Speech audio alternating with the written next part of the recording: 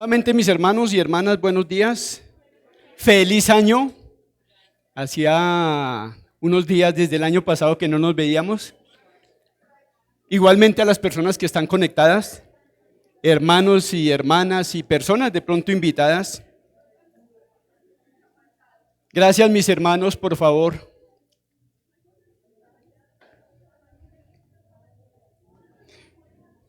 Hay un buen anuncio, ¿no?, para la iglesia. Cristo viene. Cristo viene, eso dice la Biblia, ¿no? Cuando miramos Apocalipsis capítulo 22, las palabras finales del Señor Jesucristo, dice, el que da testimonio de estas cosas dice, ciertamente vengo en breve. Es algo que es eminente, mis hermanos. La pregunta es, ¿estamos preparados? O quizás si el Señor viene hoy, seremos avergonzados. ¿Cuál es el tema que estábamos mirando el año pasado? ¿Alguien, algún voluntario o voluntaria que lea? ¿Cuál era el tema que estamos desarrollando? Cristología, ¿cierto? Y debe ser importante nosotros conocer a esa persona o a ese personaje maravilloso e importante y trascendental que hay en la Biblia para nuestras vidas. Un cristiano que no conoce de Cristo y una cristología que no está basada en Cristo, pues no tiene validez. Por eso el Señor nos ha permitido en estos últimos tiempos, escatológicos, ¿no?, en estos tiempos nuestros, de poder acercarnos a qué es cristología. ¿Alguien me recuerda qué es cristología? El estudio de Cristo. Muy bien. Eso, vamos agregando palabras, doctrina. El estudio. El estudio, por allí dijeron, sí. El estudio de la vida de la persona y de la obra de Jesucristo. Muchas gracias, mi hermano Santiago. Recordemos qué es cristología.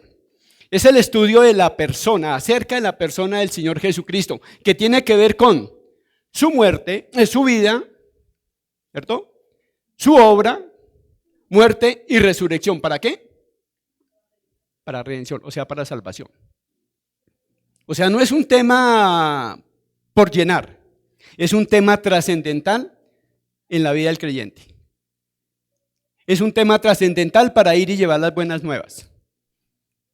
Y esos son los retos que nos coloca el Señor cuando estudiamos o nos acercamos o pretendemos estudiar acerca de ese ser maravilloso, de ese juez supremo, de ese Dios que se hizo hombre y que el mundo lo estuvo celebrando hace unos días y muchos de nosotros también estuvimos allá, ¿no?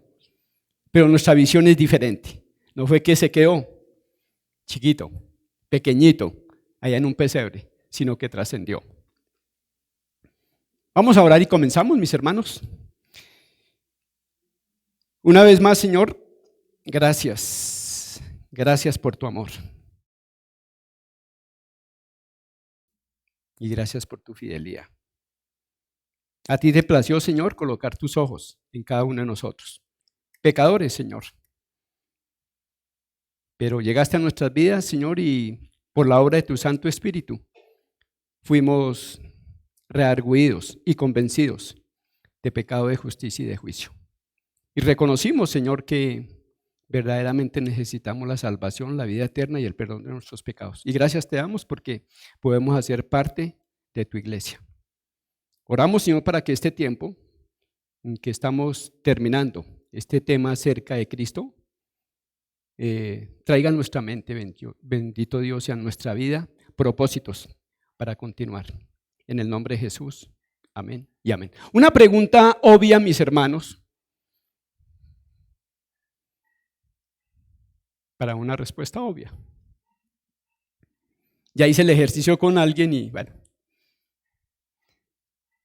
¿Por qué resucitó Cristo?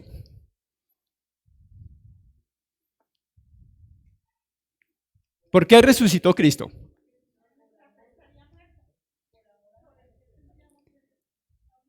Mi hermano, ¿por qué resucitó Cristo? La palabra de Dios. ¿Por qué? Para salvación de nosotros. ¿Por qué? Allá atrás.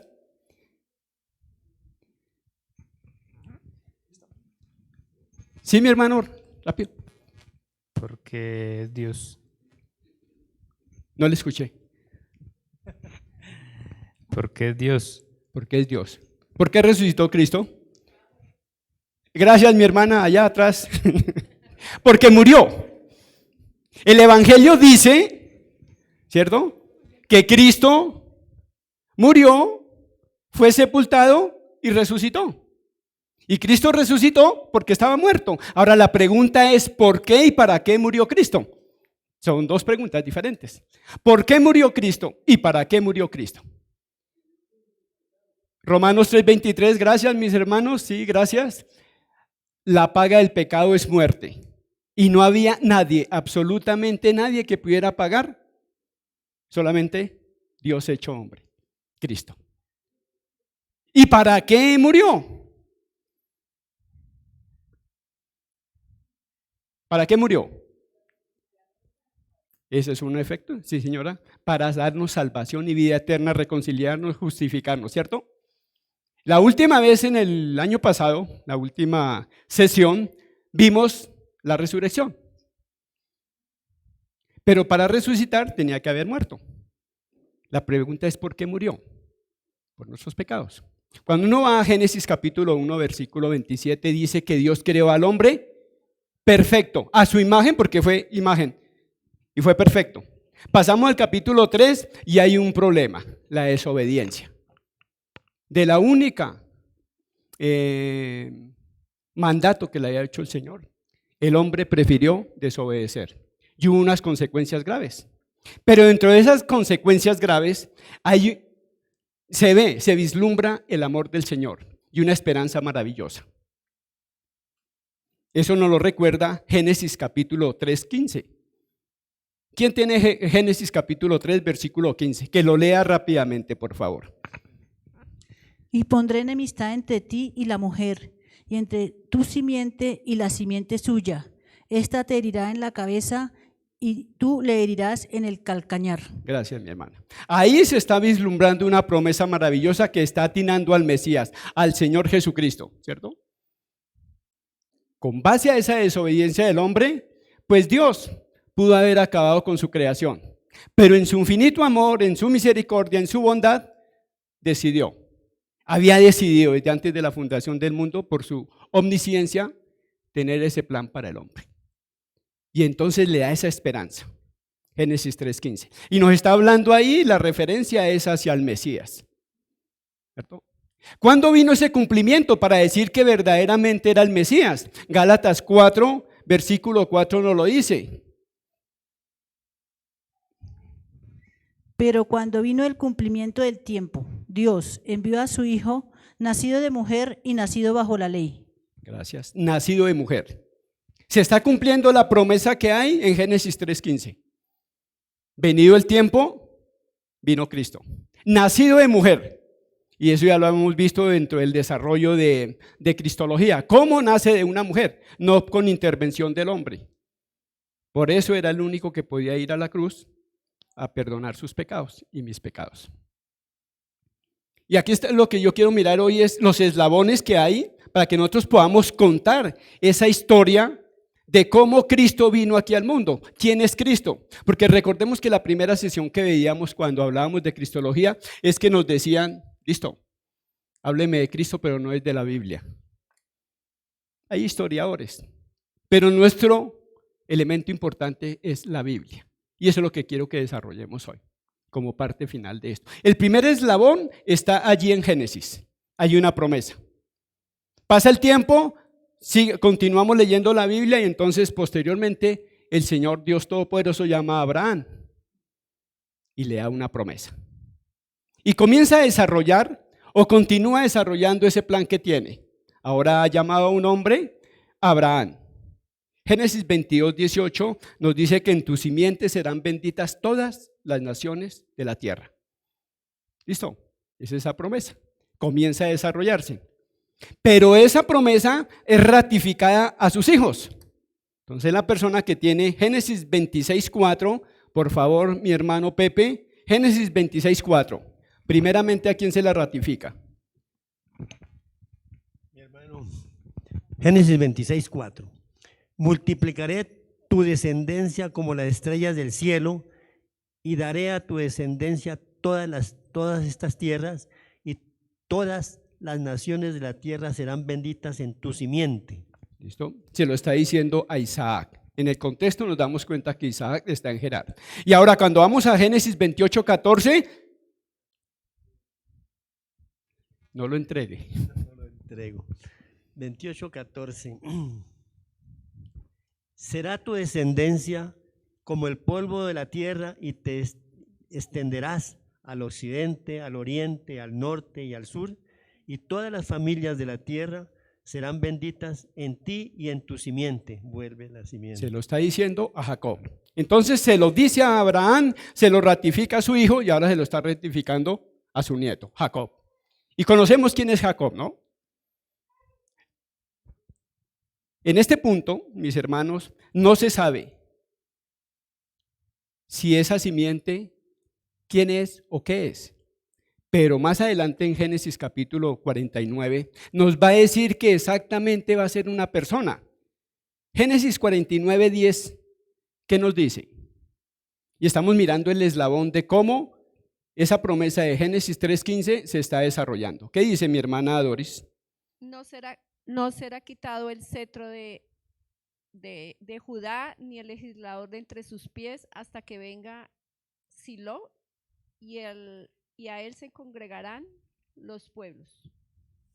Silo, eso nos está diciendo que es una persona. Y esa persona va a ser un descendiente de la tribu de Judá. Avanzan los años, avanza la historia y llegamos al reinado de David. ¿Quién conoce a David en la Biblia? ¿Cuál fue la promesa que el Señor le da a David? Y le va a decir, son más o menos 990 años antes de Cristo, que le va a dar esa promesa que primeramente se la dio a Abraham, se la ratificó a su hijo y a su nieto. Ahora lo vamos a ver, como en segunda de Samuel, capítulo 7, y en los versículos 13, 14 y 16, va a ratificar a David cómo viene su simiente. Dice: Él edificará casa a mi nombre, y yo afirmaré para siempre el trono de su reino. Yo le seré a él padre, y él me será a mi hijo. Y si él hiciere mal, yo le castigaré con vara de hombres y con azote de hijos de hombres. Y será firmada tu casa y tu reino para siempre delante de tu rostro, y tu trono será estable eternamente. Gracias. Está hablando de David, a su hijo Salomón. Él le va a construir un templo, pero el Señor le está dando una promesa. De ahí va a salir un trono que es eterno.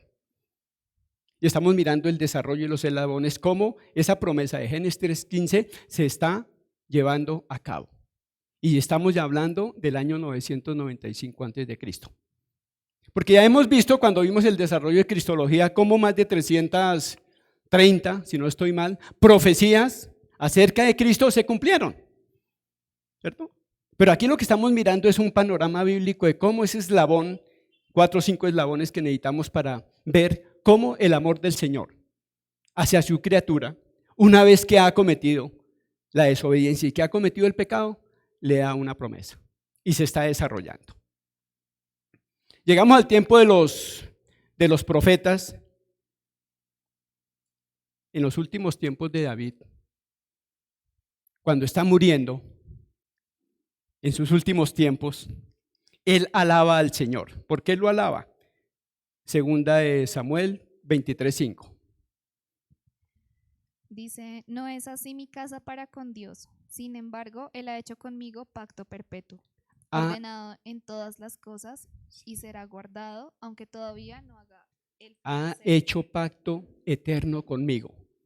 Ha hecho ese pacto a través de su Hijo. Es una promesa y es una realidad. Y por eso lo alaba. Porque de sus entrañas ya salió ese vástago que ahora los profetas, Isaías y Jeremías, van a utilizar esa palabra, vástago, retoño, ¿cierto? Y continúa la historia. Entonces ya Salomón va a construir ese templo, pero el Señor le está dando algo mucho mayor. un trono eterno.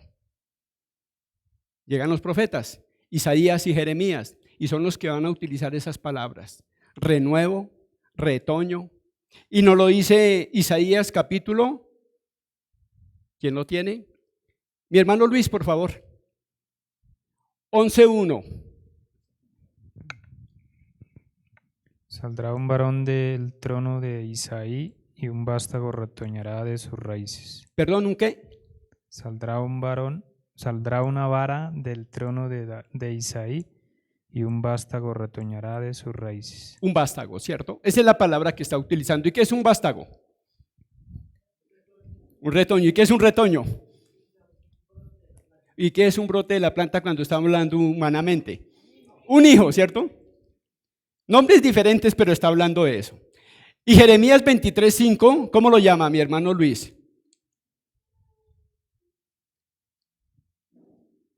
Siguiente libro. He aquí vienen días, dice Jehová, en que levantaré a David renuevo justo y reinará como rey, el cual será dichoso y hará juicio y justicia en la tierra. Un renuevo, ¿cierto? Y más adelante en 33:15.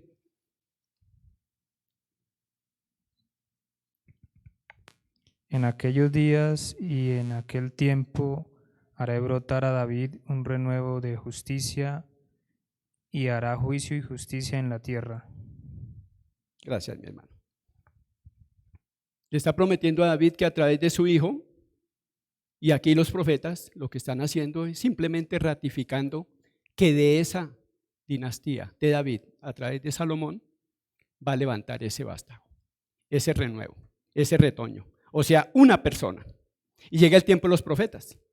Pero cuando llega el tiempo de Jeremías, de Isaías, perdón, él es mucho más contundente. Y va a hablar específicamente del tiempo. Ya lo vimos cuando hablábamos del Cristo profetizado, que era lo que hacía referencia hace unos minutos. Como 300 y un poquito más de las profecías, muchas de ellas en Isaías se cumplieron al pie de la letra. Pero nos recuerda algo que el mundo estuvo celebrando hace poco. Isaías capítulo 9, versículos 6 y 7. ¿Qué dice? Isaías capítulo 9. Porque un niño nos es nacido, hijo nos es dado, y el principado sobre su hombro, y se llamará su nombre admirable, consejero, Dios fuerte, Padre eterno, príncipe de paz. Lo dilatado de su imperio y la paz no tendrán límite sobre el trono de David y sobre su reino, disponiéndolo y confirmándolo en juicio y en justicia desde ahora y para siempre. El celo de Jehová de los ejércitos hará esto.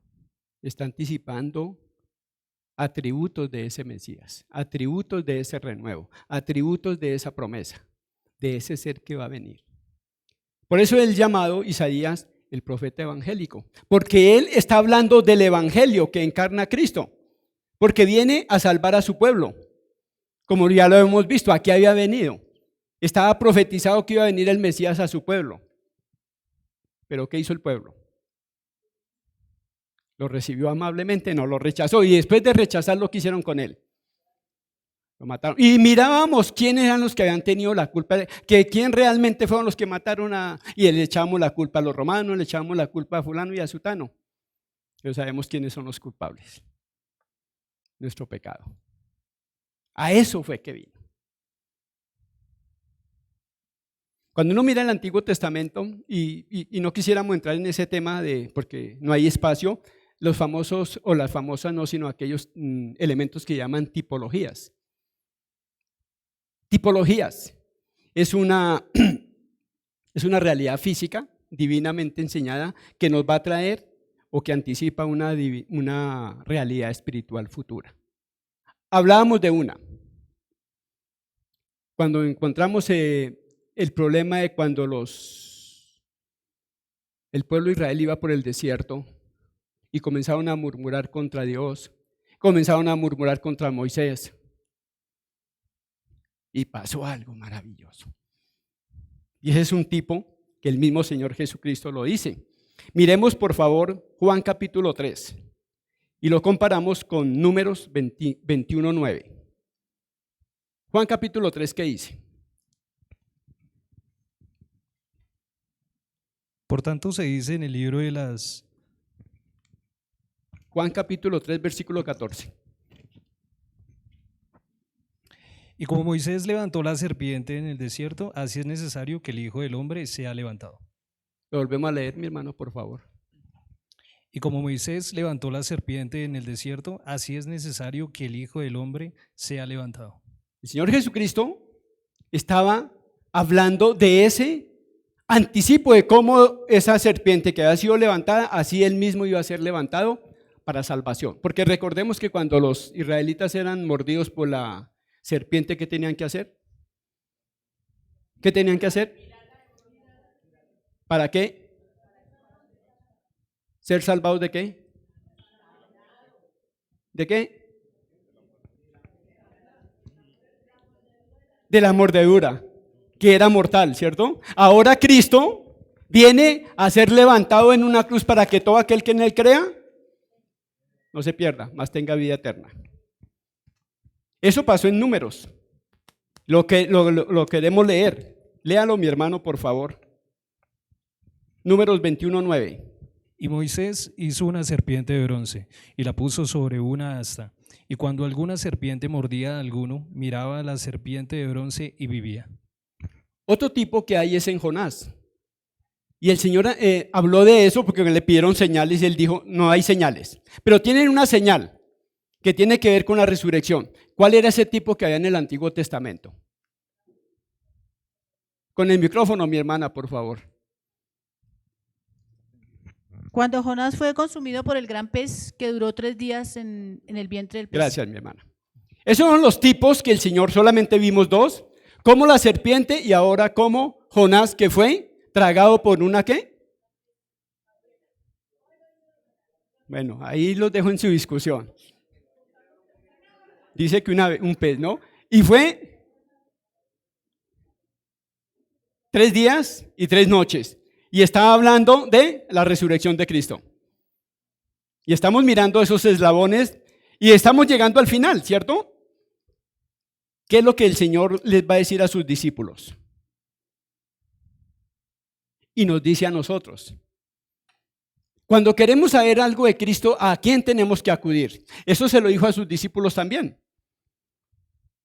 Cuando él sacó el rollo, cuando iba a comenzar su ministerio, la primera vez que entró a la sinagoga y estaba leyendo Isaías capítulo 61, versículos 1 al 2. ¿Qué dice? Hoy se ha cumplido esta escritura delante de vosotros. Está registrado en los evangelios. Él sabía quién era, a qué venía y para dónde iba. Entonces la pregunta es, ¿quién era Jesús? ¿Y quién es Jesús?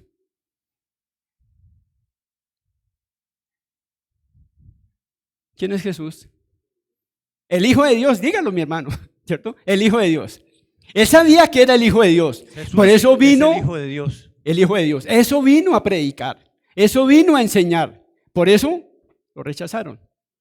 ¿A qué venía? Lo tenía claro. ¿A qué venía?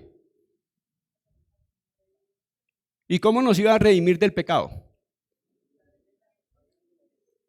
¿Y cómo lo pagaba? A través de él sabía que iba a morir, que venía a morir. En un momento de angustia, se acercó al Padre y le clamó, pero finalmente dijo, hágase tu voluntad. Quizás cuando tenemos problemas, cuando tenemos dificultades, tendríamos que decirle, Señor, hágase conforme a su voluntad, no a lo que yo quiero. Pero finalmente, ¿a quién iba él? Al Padre. Regresaba de donde había venido. Él tenía claro ese propósito. Y por eso les dice a sus discípulos y nos dice a nosotros a dónde tenemos que acudir para que sepan algo de él. Juan capítulo 5, versículo 39. Escudriñad las Escrituras porque ellas dan testimonio de mí. Cuando nosotros queremos saber, cuando un creyente quiere saber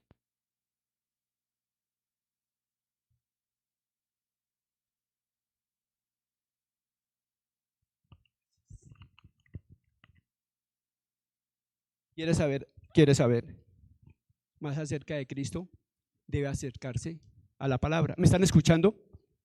Sí. Listo, gracias. Porque no me estoy escuchando. Ahora sí.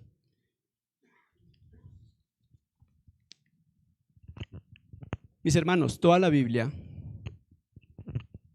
absolutamente toda la Biblia, como lo hemos visto desde Génesis hasta Apocalipsis, porque dice Cristo viene, el personaje central es Cristo. Si queremos conocer algo de Cristo, la Biblia. El Verbo se hizo carne y habitó entre nosotros. Y Dios habla hoy a través de su Hijo, que es su palabra. Vimos el Cristo profetizado, vimos su encarnación, y la encarnación es el momento del nacimiento de Cristo, cuando viene y se encarna en María la Virgen. Vimos su juventud, vimos su crecimiento, vimos su ministerio, vimos sus milagros, vimos sus enseñanzas, más prioritariamente hacia las parábolas, pero también vimos que murió y vimos que resucitó. La pregunta es, ¿qué está haciendo hoy? No lo contesten todavía. Vayan pensando, ¿qué está haciendo hoy Cristo? Pero quiero que con la ayuda de ustedes me recuerden 3 personas o 3 personajes bíblicos que tuvieron la oportunidad de ver al Cristo glorificado, que es el tema que vamos a desarrollar en estos últimos minutos. ¿Quiénes fueron los 3 personajes de la Biblia? De la Biblia, porque hoy muchos ven visiones. No, en la Biblia, que vieron al Cristo glorificado. Entonces, uno de allá, uno de acá y otro de acá. El texto bíblico, mi hermano. Con el texto bíblico, por eso digo de la Biblia. Puede ser Pedro Rodríguez, ¿quién más? 3 personas, 3 personajes, todos murieron y están registrados en la Biblia, que vieron al Cristo glorificado. El primero, gracias. Yo tengo Juan en el texto de Apocalipsis 19, Gracias, versículo mi hermano. ¿Usted es nuevo en la 11. congregación? No, señor.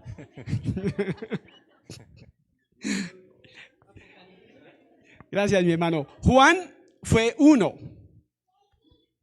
Allá en la isla de Patmos, el Señor, a través de esa revelación de Apocalipsis, le muestra, Juan capítulo 1, versículos 14 y 16, él ve al Cristo resucitado y al Cristo glorificado. Gracias, mi hermano, anótese un punto. Otro segundo personaje, este lado. ¿Quién? ¿Cuál es el personaje primero, mi hermano? Mateo. No, mi hermano. ¿Señor? No. En Mateo 17. No, señor. ¿Quién es el personaje, mi hermano? A ver, aquí por este lado, gracias a mi hermana Yasmín. Primero el personaje. Esteban, muchas gracias. Hechos capítulo. Libro de los Hechos, 7:56. He aquí veo los cielos abiertos y al Hijo del Hombre está a la diestra de Dios. Gracias, mi hermana. Primero en orden cronológico es Esteban. Primer discurso, debut y despedida. Y a la primera pedrada que le dan, listo. Y él mira al cielo y ve al Cristo glorificado sentado a la derecha del Padre. Hay otro intermedio antes de llegar allá donde Juan. Rápidamente, aquí en la mitad. ¿O quién más? ¿Listo? ¿Dónde está Pablo? Cuando casi me loco. Pablo, sí, señora. Pablo en Hechos 9. Gracias. Dice que yendo por el camino aconteció que al llegar cerca de Damasco repentinamente lo rodeó. Listo, ahí mi hermana. Listo, otro punto para usted.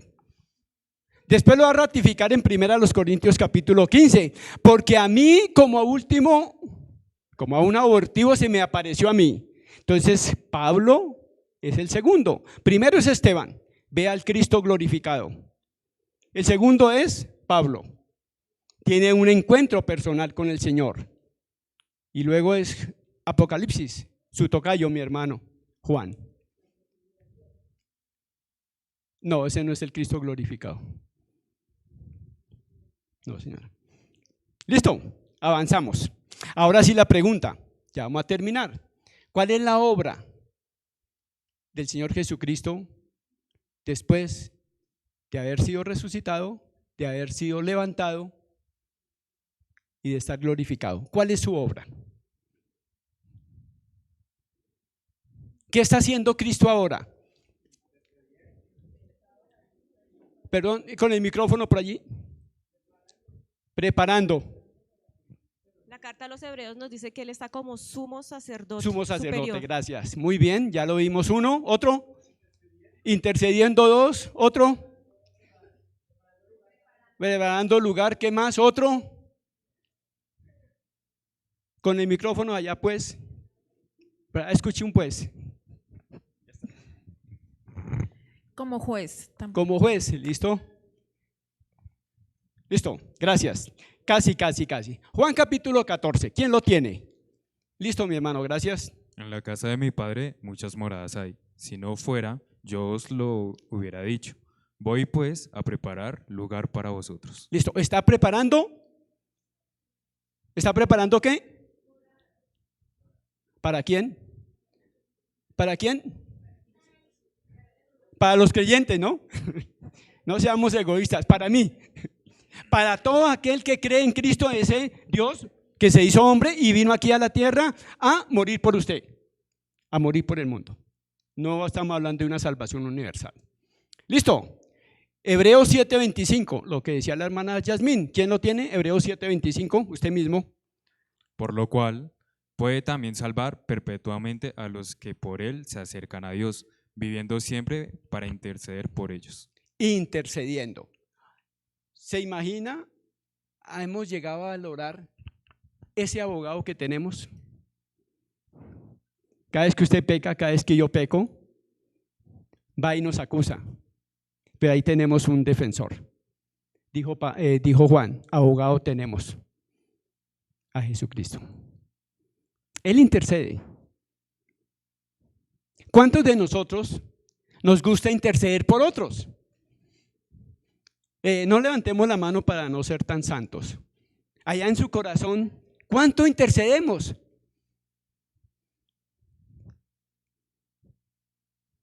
Por lo que tenemos que interceder. El Señor Jesucristo no terminó su obra, está haciendo las moradas para los que creen, pero también está intercediendo por todos y cada uno de nosotros. Algo que ninguno lo dijo. Juan capítulo 15, versículo 26. ¿Quién lo tiene? Gracias, mi hermana Lucy. Juan capítulo 15, versículo 26. Pero cuando venga el Consolador, a quien yo os enviaré del Padre, el Espíritu de verdad, el cual procede del Padre, él dará testimonio acerca de mí. Enviar su Santo Espíritu, otro Paracleto. Esa fue la promesa. Y eso lo hace. Cada vez que una persona nace de nuevo, el Espíritu Santo viene a posar en esa persona, a tomar el control de su vida, si lo permite, ¿no? Muchos de nosotros deberíamos, me estoy incluyendo, permitir que todas las áreas de mi vida, que todas las áreas de nuestras vidas verdaderamente sean, se me fue la palabra, ayúdenme. Controladas, gracias mi hermano, anótese un punto, controladas por el Espíritu Santo. Que toda nuestra vida, dijo el apóstol, que sean controlados por el Espíritu Santo. Muchas de las áreas de nuestras vidas deberíamos permitir que el Espíritu Santo haga la obra. O algunas, o quizás una, que no se la queremos entregar. Seguimos siendo tercos y lo seguimos haciendo a nuestra manera. Pero el Señor en su gracia nos ha enviado a ese Paracleto. Aquí tengo un Paracleto porque es uno que se coloca al lado suyo, al lado mío, que es de la misma calidad del que se fue. Eso fue la esperanza que le dio a sus discípulos en los momentos que Él los iba a dejar. Les conviene que yo me vaya, dijo el Señor, porque les voy a enviar a otro. Y Él va a estar con ustedes. Y les va a enseñar y les va a recordar. Esa es la obra que hace el Espíritu Santo en nuestras vidas. Otro. Hay un pasaje bien importante con el cual también nos confronta hoy. Mateo 28:20. La pregunta es, ¿lo estamos haciendo? 28:20, ¿quién lo tiene? Enseñándoles que guarden todas las cosas que os he mandado, y he aquí yo estoy con vosotros todos los días hasta el fin del mundo. Amén. O sea, ¿qué está haciendo el Señor Jesucristo hoy en día? ¿Cuándo? ¿Cuándo? ¿Cuándo? No, en el contexto dice que cuando vayamos ir a llevar el evangelio, sí, Él está con nosotros, pero el contexto es cuando usted y yo vamos a hacer la gran comisión. Sí, que siempre, no, va a estar cuando usted y yo estamos llevando el evangelio, nos está acompañando a llevar el evangelio. Nos gusta mucho la parte final, está con nosotros, siempre, no, siempre que llevamos el evangelio. Nosotros solamente somos esos mensajeros, pero Él es el que está ahí, obrando en nuestras vidas, para que demos ese testimonio. Entonces la obra del Señor Jesucristo no ha terminado.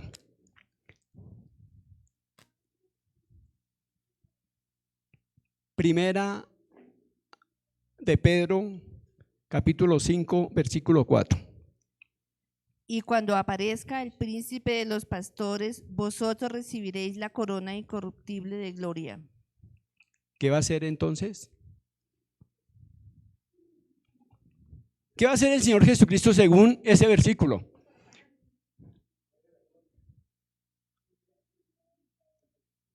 ¿A quién? 5:4, ¿lo vuelve a leer, por favor?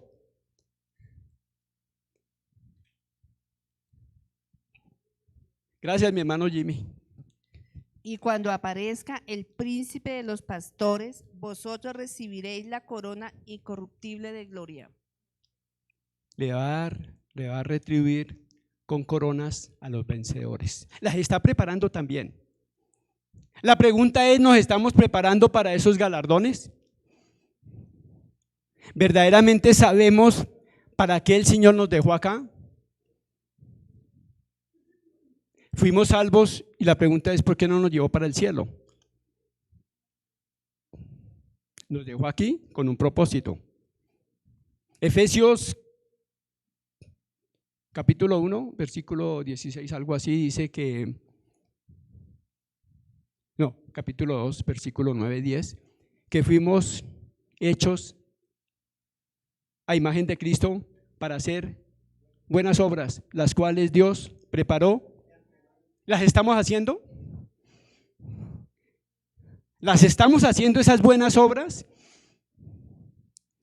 Para que realmente esos galardones que Él tiene para sus hijos, para aquellos que han nacido de nuevo, para aquellos que dicen que son creyentes, cuando lleguemos delante de Él, las podamos recibir. O la pregunta que hacíamos al comienzo, si hoy viene, ¿vamos a ser avergonzados? ¿Estaremos avergonzados delante de Él o nos va a encontrar haciendo lo que Él quiere? Porque nos dejó con un propósito, que seamos luz y que seamos sal. A este mundo que está en tinieblas y a este mundo que es corrupto. Usted y yo estamos llamados para hacer. Y no estamos solos. Está el Espíritu Santo y está el Señor Jesucristo cuando vamos a llevar las buenas nuevas.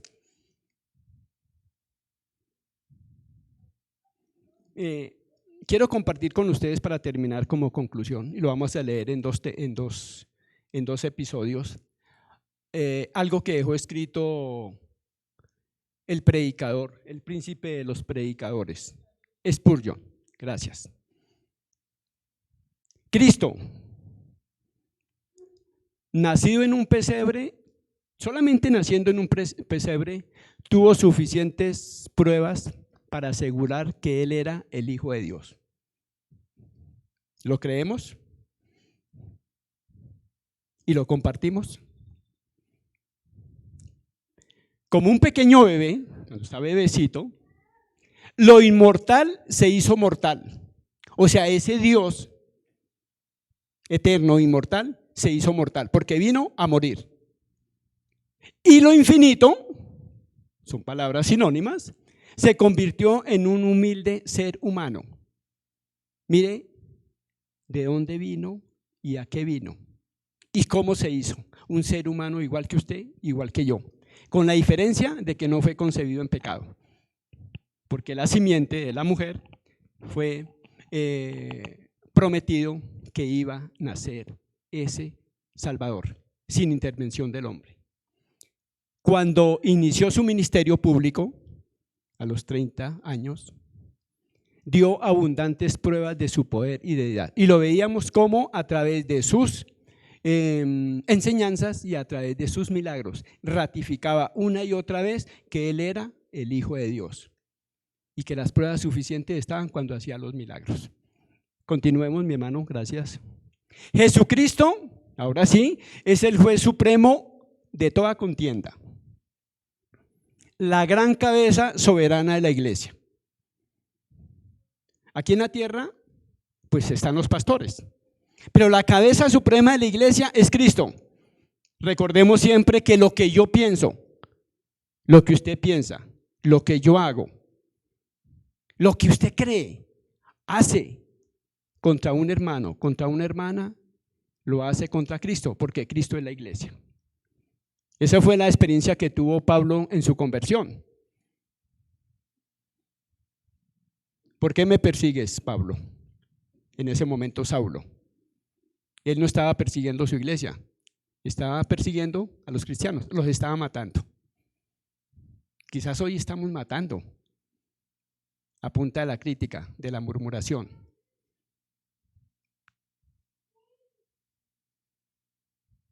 Entre hermanos. El Señor de los cielos, mire cómo es Señor, ¿dónde está su soberanía? De los cielos, de la muerte y el Hades. Él vendrá otra vez como juez de toda la tierra, dice la palabra, en densas nubes y sobre las alas del viento, y vendrá para juzgar a toda la humanidad. El regreso de Cristo es inminente, mis hermanos, y es real. Así como vino la primera vez, va a regresar la segunda vez, pero ya no viene como el siervo sufriente, viene como juez. La pregunta otra vez que hicimos cuando comenzamos creo que fue en octubre, ¿es Cristo preeminente en su vida? Si es preeminente, pues alégrese. Si no es preeminente, alértese. Cristo viene pronto, mis hermanos. Creo que este pequeño acercamiento a la persona de Cristo nos debe dejar muchos retos. No fue 8 sesiones más que vimos acerca de Cristología, sino que queda en nuestras vidas.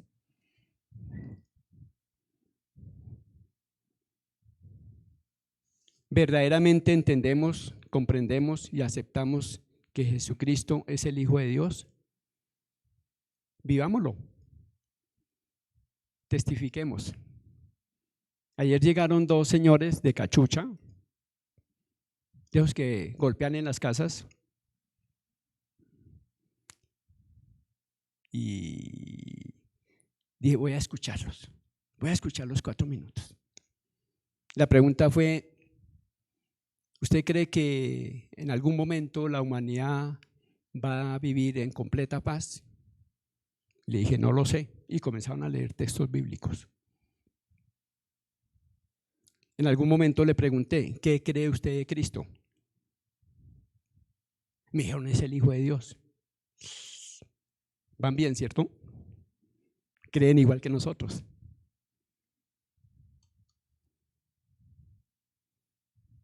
¿Y quién es Cristo para usted? Un gran hombre, me dijeron. Ellos creen que es el Hijo de Dios, pero que solamente es un gran hombre, que murió. Y eso confunde. Y la pregunta para ellos fue, para terminar el discurso, ¿Sus pecados han sido perdonados?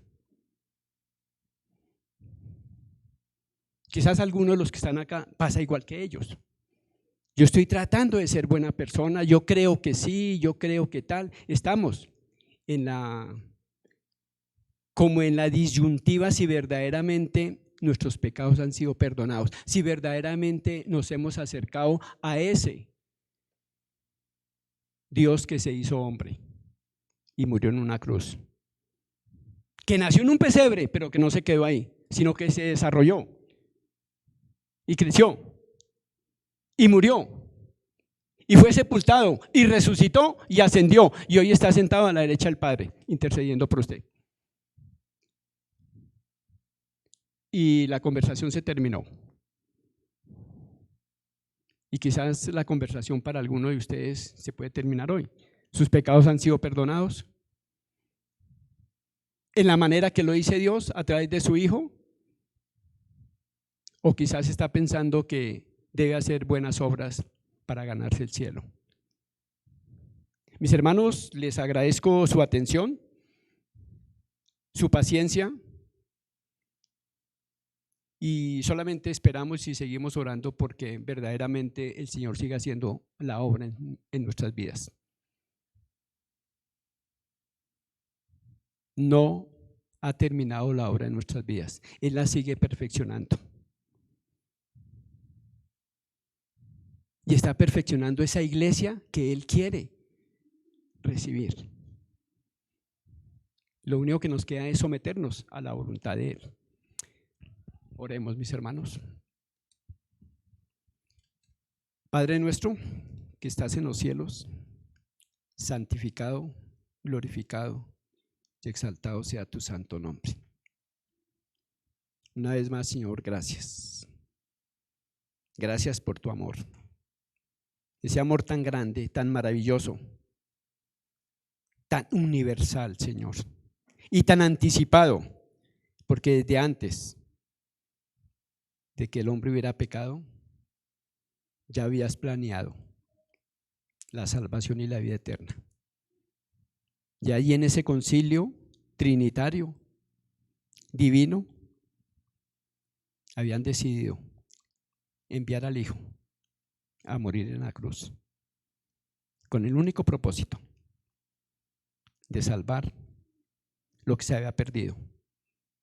Y eso éramos nosotros, Señor, pecadores, alejados de ti, enemigos tuyos, Señor, pero nos alcanzaste por gracia y misericordia.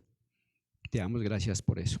Y oramos, bendito Dios, porque si hay alguno de los presentes o de las personas que están conectadas que no tienen una relación íntima y genuina contigo, que tu Santo Espíritu haga esa obra en sus vidas y les convenza de pecado, de justicia y de juicio.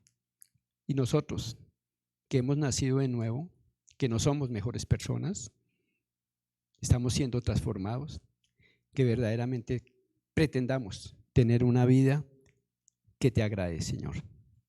Por eso te pedimos, bendito Dios, tu asistencia y tu ayuda. Despierta en cada uno de nosotros, Señor, el celo por ti. El conocerte más profundamente a través de tu escritura. Es lo que dice allí en el texto, que no se alabe el sabio en su sabiduría, ni el rico en sus riquezas, sino que si se tiene que alabar en algo, que nos alabemos en conocerte, pero reconocemos que tú eres eterno. Y para nosotros es bien complicado y bien complejo conocerte, pero que aprovechemos el tiempo que tenemos aquí en la tierra para acercarnos más a ese conocimiento. Y solamente tenemos tu palabra. Por eso te pedimos, Señor, que nos apasiones por conocerte más y que crezcamos no solamente en el conocimiento, sino en la gracia tuya, y que nuestro hombre interior se esté fortaleciendo a medida que nuestro cuerpo se va deteriorando, Señor. Gracias te damos por este tiempo y te pedimos, Señor, que continúes obrando, no solamente en el culto, sino en nuestras vidas. En el nombre de Jesús. Amén y amén.